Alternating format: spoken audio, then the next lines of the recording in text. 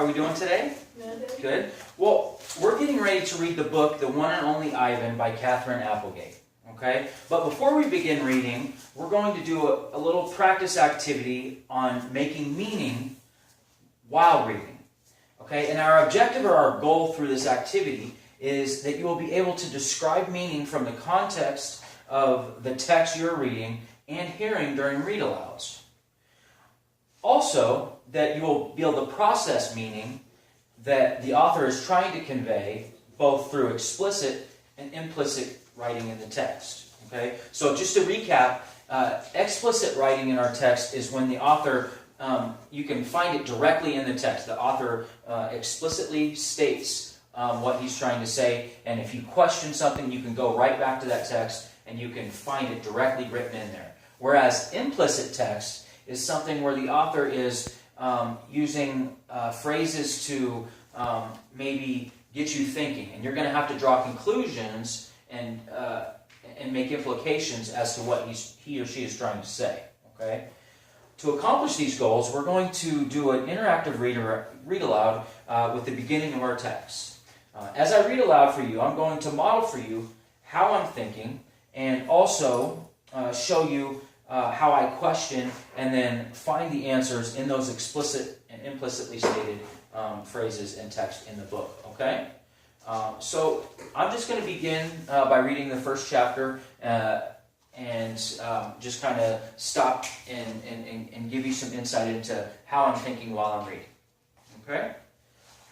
People call me the freeway gorilla, the 8th at exit 8, the one and only Ivan, mighty silverback. The names are mine, but they're not me. I'm Ivan. Just Ivan. Only Ivan. Humans waste words. They toss them like banana peels and leave them to rot. Everyone knows the peels are the best part. I'm going to stop right there because I'm thinking he says some things right there that don't directly say what maybe he's meaning, but he says humans waste words. They toss them like banana peels and leave them to rot. That doesn't describe specifically what he's trying to say. I think I'm going to have to draw some conclusions right there as to what he means by that. So in the next line, everyone knows the peels are the best part. So I think what Ivan and the author is trying to say through Ivan is that the wasting of words, sometimes those words, are good, and we need to take the time to think about those words, and maybe what we're wasting, whether it be words or whether it be something else, is something good that we can use and we need to hold on to and not just waste them. I'll continue on just a little bit. I suppose you think gorillas can't understand you. Of course, you probably also think we can't walk upright. Try knuckle walking for an hour. You tell me which way is more fun. I've learned to understand human words over the past years, but understanding human speech is not the same thing as understanding humans. So what the author is trying to do here, I think, is just give you a little insight into the way the character is thinking and the way he's processing the things that are going on. Some of these types of things are what you're going to have to do when you're reading, and that's how you make meaning from the text that you're reading. Okay? So, can you guys think of anything that maybe the author is trying to say through the character Ivan? Maybe Braden, what do you think Ivan's feeling in the text of the first page that we read here? Maybe that they misuse their words, and that maybe Ivan doesn't like to be thought of as something different than just a gorilla. That's very good. I can see your thought process there in the way you're developing what was read there. So I think that's a really good thought. Quentin, do you have anything to add to what Braden said, or anything different? I think he's talking about how humans just throw around words without meaning, and they don't really. It's kind of a waste of choice of words to people.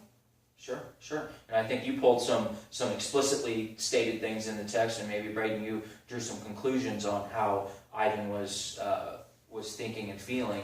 And I think those are both great things that you came up with. So now I want you guys to take a moment, and maybe Braden, you read the first page of the next chapter, and Quentin, I want you to write down some things that you hear Braden saying, and you, for you to either draw conclusions or something specific that you hear him read that you might be able to make meaning from, okay? And then we're going to switch after that, okay? How I look. I used to be a wild gorilla, and I still look the part. I have a gorilla's shy gaze, a gorilla's sly smile. I wear a snowy saddle of fur, the uniform of a silverback. When the sun warms my back, I cast a gorilla's majestic shadow. In my size, humans see a test of themselves. They hear fighting words on the wind. When all I'm thinking is how the late day sun reminds me of a ripe nectarine. I'm mightier than any human, 400 pounds of pure power. My body looks made me for battle. My arms outstretched span taller than the tallest human. My family tree spreads wide as well. I am a great ape. Good.